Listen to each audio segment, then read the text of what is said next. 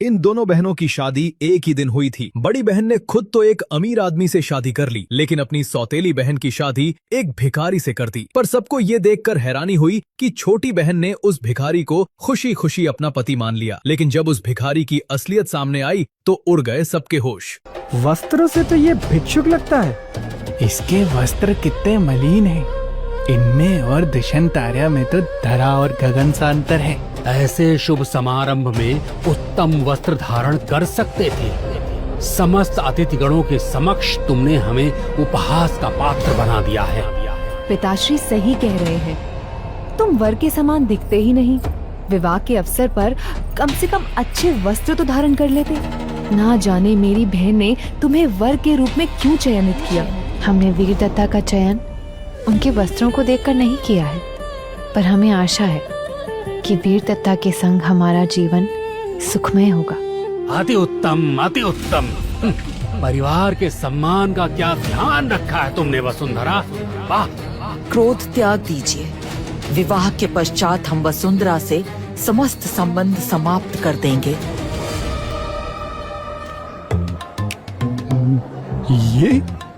ये तो बधाई हो भवेंद्र जी, आपके दोनों जमाता उत्तम है। धन्यवाद मंत्री जी, कृपा करके यहाँ पधारिए। वरमाला की प्रक्रिया आरंभ की जाए।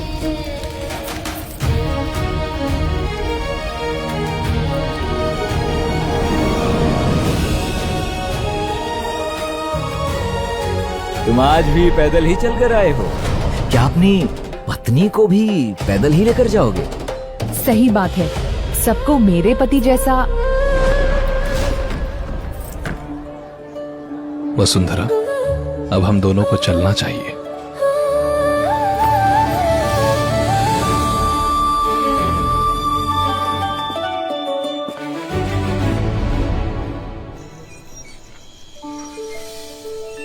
क्षमा करना, मेरे कारण तुम्हें यहाँ रहना पड़ रहा है।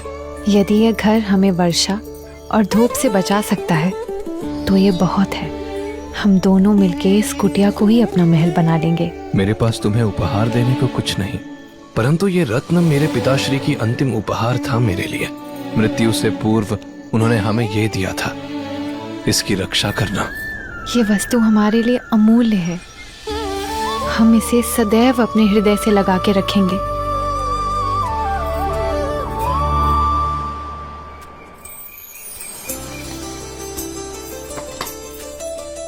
हमने आपके भोजन की व्यवस्था कर दी है। हमारे कुल की पुरानी परंपरा के अनुसार विवाह के बाद लड़की वापस अपने घर जाती है, इसलिए हमें वर्धन निवास जाना होगा। हमने काका काकी के लिए उपहार भी तैयार कर लिए हैं। मैं तुम्हारे साथ चलूंगा। महाराज,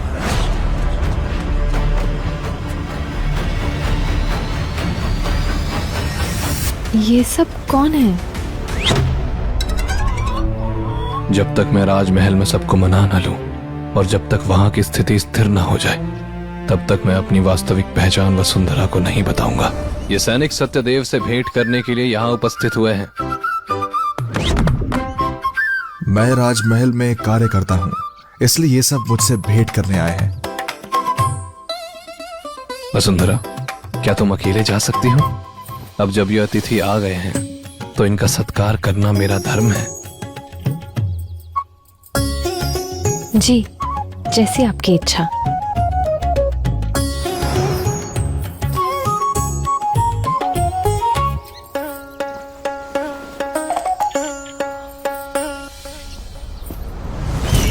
कहिए, संदेश क्या है? महाराज, राजमाता का स्वास्थ्य बिगड़ गया है।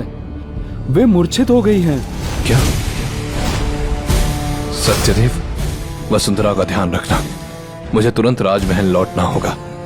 और हाँ, मंत्री जी से कह देना, राजमहल से कुछ मूल्यवान उपहार वर्धान निवास भेज दिए जाएं। काका, काकी, तुम अकेली आई हो?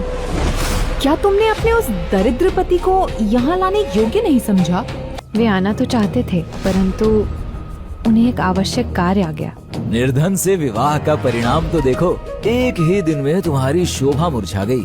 यदि तुमने उस निर्धन से विवाह ना किया होता तो मैं ही तुमसे विवाह कर लेता। आप लोगों को हमारी चिंता करने की कोई आवश्यकता नहीं। चारुमती, हमें सूचना मिली है कि तुम्हारे विवाह की प्रथम रात्रि तुम्हारी उम्मीदों पर खरी नहीं उतरी। सबको पता चल गया है कि विवाह की प्रथम रात्रि ही दुष्यंत किसी अन्य स्त्री के साथ था। मेरा तो कोई सम्मान ही नहीं रहा। मेरी पुत्री चारू, तुम आ गई। पिताश्री, माँ, प्रणाम। काका, काकी, प्रणाम। वसुंधरा, तुम अकेली आई हो? तुम्हारे पति नहीं आए? माँ, वैसे भी यहाँ उस निर्धन की क्या आवश्यकता है? ये उपहार हमारी ओर से। दुष्यंत को जमाता के रूप में पाकर हम तो धन्य हो गए। वसुंधरा, हमने तुम्हारा वर्षों तक लालन पालन किया और तुम यहाँ खाली हाथ आ गई। हाँ, एक उपहार तक न ला सकी। काका, काकी, ये हमने स्वयं बनाया है आप दोनों के लिए।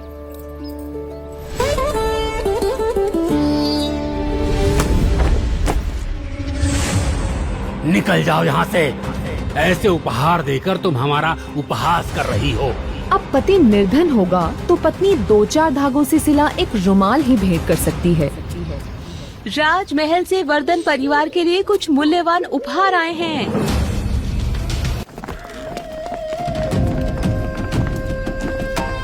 भवेंद्र जी, आपकी पुत्री ने ऐसे किस पुरुष से विवाह किया है जो राजमहल से इतने मूल्यवान उपहार प्राप्त हुए हैं? ये उपहार अवश्य महाराज ने ही भेजे हैं। ये उपहार वर्धन कुल की पुत्री के लिए राजमहल से आए हैं। बड़ी पुत्री आप हैं या आप? मंत्री जी, अवश्य आपको भ्रम हुआ है। वसुंधरा ने तो एक भिक्षुक से विवाह किया है। ये उपहार तो हमारी पुत्री चारुमती के लिए ही होंगे। हमारे जमाता दुष्यंत का राजमहल से उत्तम संबंध है। हाँ बिल्कुल, हमारे संबंध राजघराने से हैं। राजमहल से उपहार भी उन संबंधों के ही फल हैं। चारुमती को तो अति उत्तम जीवन साथी प्राप्त हुआ है। हम अब चलते हैं। वसुंधरा, देखा तुमने हमारे पति का कैसा गौरव है। तुम्हें तो अपनी नियति पर दुख होता होगा ना? उपहारों से अधिक हमारे लिए भावनाएं महत्वपूर्ण है। निर्लज्ज लड़की, हमने तुम्हें अपनी पुत्री के जैसे ही प्रेम दिया और तुमने एक निर्धन से विवाह करके हमारे कुल का निरादर किया, पर अब वाद विवाद भी कर रही हो। हमने वीर दत्ता का वरण किया है। वे निर्धन हैं, इसका अर्थ ये नहीं कि हम उनका अपमान सहेंगे। क्या केवल धन ही आपके लिए सब कुछ है? इतना दुस्साहस कि तुम हमसे तर्क करोगी? समझ गई काका, आपके मन में हमसे ज्यादा सम्मान धन संपत्ति और ऐश्वर्य के लिए है।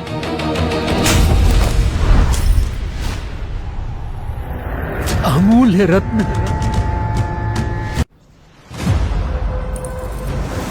मुझे महाराज को सूचित करना होगा।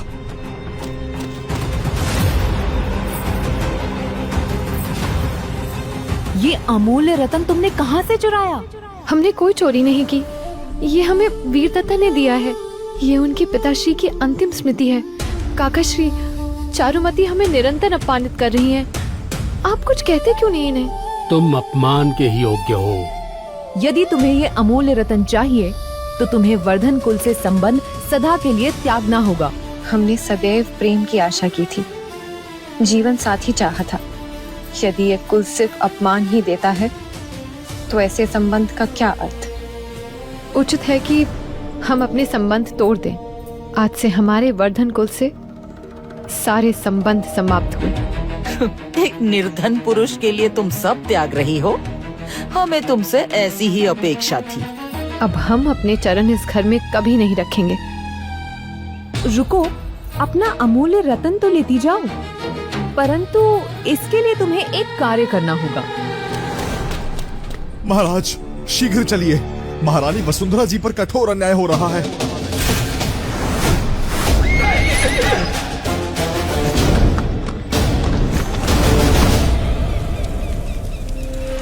हमारे माता पिता ने तुम्हारा लालन पालन किया, पर तुम कीट घना निकली। इसका मूल्य तो चुकाना होगा बहन। यदि तुम्हें ये अमूल्य रतन चाहिए तो तुम्हें इस अंगीठी पर चलना होगा। समझ गई ना? यह अमूल्य रतन वीरदत्ता के प्रेम का प्रतीक है। उन्होंने हमें प्रेम स्वरूप इसे भेंट किया था। यदि इस बहुमूल्य उपहार को पुनः प्राप्त करने हेतु हमें अग्नि परीक्षा देनी हो तो यह अंगारे भी हमें स्वीकार हैं।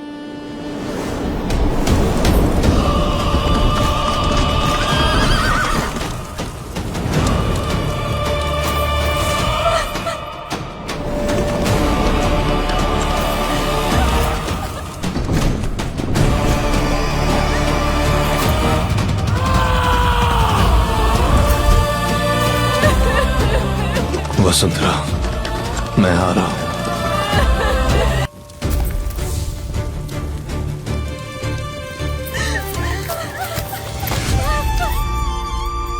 तुमने जो कहा वो हमने कर दिखाया चारुमती। अब हमें ये अमूल्य रतन लौटा दो। यदि तुम्हें ये अनमोल रतन चाहिए तो मैं इसे यहाँ रख देती हूँ। तुम रेंग कर यहाँ आओ और इसे ले लो।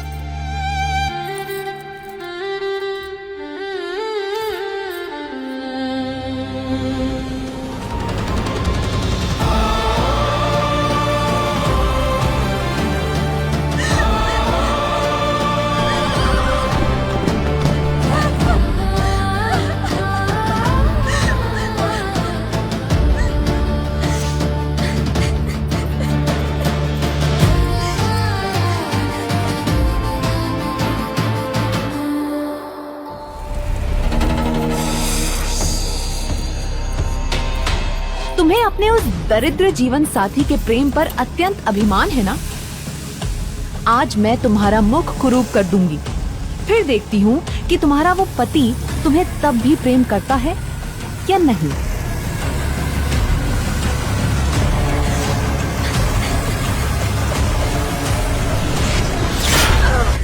महाराज पधार रहे हैं।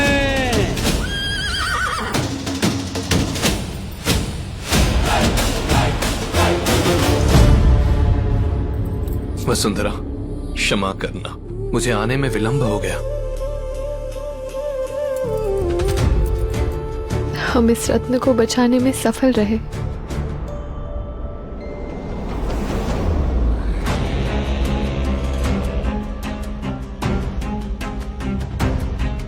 ये सब किसने किया? मैंने किया। कहो क्या करोगे? तुम्हारी पत्नी इतनी मूर्ख है कि तुम्हारे दिए इस रतन के लिए जलते अंगारों पर चल पड़ी।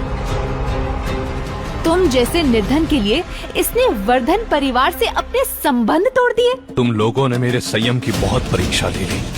सिपाहियों, पकड़ लो इन लोगों को। मुझ पर इतना क्रोध? जानते नहीं मैं दुष्यंत आर्या की अर्धांगिनी हूँ। छोड़ो उसे। सिपाहियों, घेर लो इन दोनों को। तुम जानते नहीं मेरे जामाता दुष्यंत का राजघरानों से घनिष्ठ संबंध है। किसी का किसी से भी संबंध हो, यदि कोई वसुंधरा को हानि पहुंचाएगा तो मैं उसके प्राण हर लूंगा। छोड़ दो हमें। सिपाहियों से कहो हमें छोड़ दे। यदि मेरे परिवार से कोई यहाँ आया तो परिणाम उचित नहीं होगा। मेरे ज्येष्ठ भ्राता राजमहल के मंत्री के पद के लिए नियुक्त हुए हैं। वो यहाँ आ गए तो तुम्हें इसका परिणाम भोगना होगा। बुलाओ अपने भ्राता, देखता हूँ वो तुम लोगों को कैसे बचाता है। सिपाहियों, इन्हें कारागृह में डाल दो।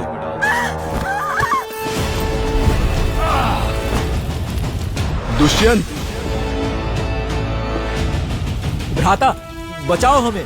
मैं भी तो देखूं, मेरे अनुज को कष्ट देने का साहस करने वाले तुम हो कौन? राजमहल का गुप्त सिपाही यहाँ कैसे? हाँ, मैं ही हूँ। क्या कर लोगे? महाराज आप? महाराज? ये दरिद्र महाराज कैसे हो सकता है? भ्राता, इसके वस्त्र देखकर इसे महाराज समझने की भूल मत करो। इसने ये वस्त्र राजमहल से लूटे हैं। इसके साथ आए ये सिपाही भी इस छल में इसके साथ हैं। हाँ, मेरे स्वामी सत्य कह रहे हैं। इस निर्धन के पास ऐसे वस्त्र कहाँ से आएंगे? ये लूटे हुए वस्त्र हैं। आप अभी महल में मंत्री नियुक्त हुए हैं, इसीलिए आपको भ्रम हुआ होगा। सत्य कह रहे हो। महाराज भला यहाँ क्यों आएंगे? ये बहरूपिया है। मंत्री जी, वसुंधरा का ये निर्धन पति हम लोगों को कष्ट पहुंचा रहा है। अब आप ही हमारे प्राणों की रक्षा कीजिए और इन्हें उचित दंड दीजिए। निर्दोषों को कष्ट देना अन्याय है।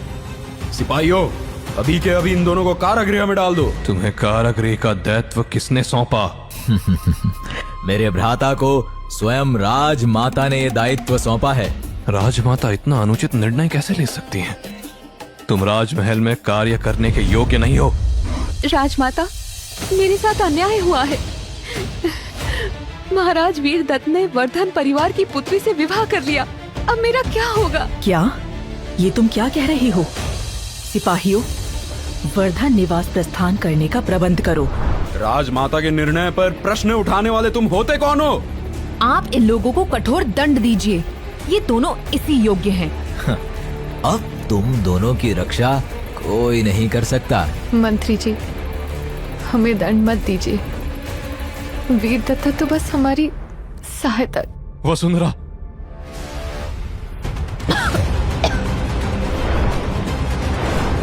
निर्लज्ज, तुम भागने की योजना बना रहे हो, पर यह संभव नहीं। सिपाहियों, इसे जाने मत देना। सिपाहियों, जो भी आगे बढ़े उसे मृत्यु दंड दे दो। भाग रहे हो? इतनी सरलता से नहीं जा पाओगे।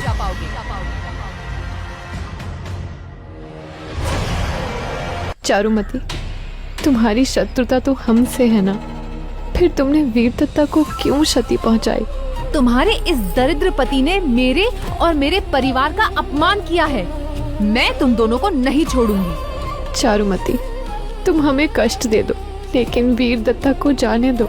हम तुमसे विनती करते हैं। नहीं वसुंधरा, तुम इससे विनती मत करो। वाह, लगता है दोनों प्रेमी एक ही साथ ईश्वर के पास जाएंगे।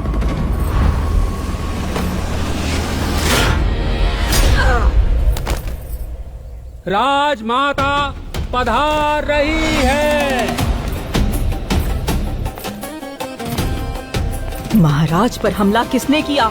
क्या ये सच में महाराज है? सत्यदेव, वसुंधरा को अभी राजमहल पहुंचाओ और राज्य वैद्य से उपचार आरंभ करवाओ।